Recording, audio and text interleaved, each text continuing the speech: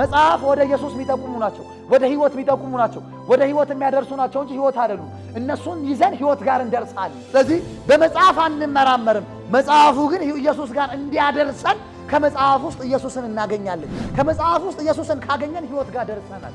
ከመጽሐፍ ውስጥ ኢየሱስን ካላገኛችሁ ገና ሕይወት ጋር አልደረሳችሁ። ኢየሱስ ጋር የማያደርስ የትኛውም ጥቅስ ሕይወት የለበትም። ኢየሱስ ጋር የሚያደርስ የትኛውም ጥቅስ እሱ መገለጥ ነው፣ ሕይወት ነው። ስለዚህ መጽሐፍ ቅዱስን የምናነበው ከመጽሐፍ ውስጥ ኢየሱስን ለማግኘት ብቻ ነው።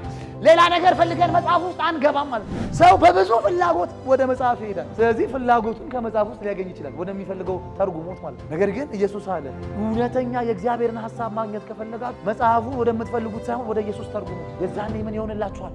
ሕይወት ይሆንላችኋል። የዛኔ ምን ይሆንላችኋል? ብርሃን ይሆንላችኋል፣ መገለጥ ይሆንላችኋል። ወደ ኢየሱስ የተፈታ የትኛውም ቃል ያበራል። ወደ ኢየሱስ የተፈታ የትኛውም ቃል ያድናል፣ ይፈውሳል፣ ነፃ ያወጣል፣ ይባርካል።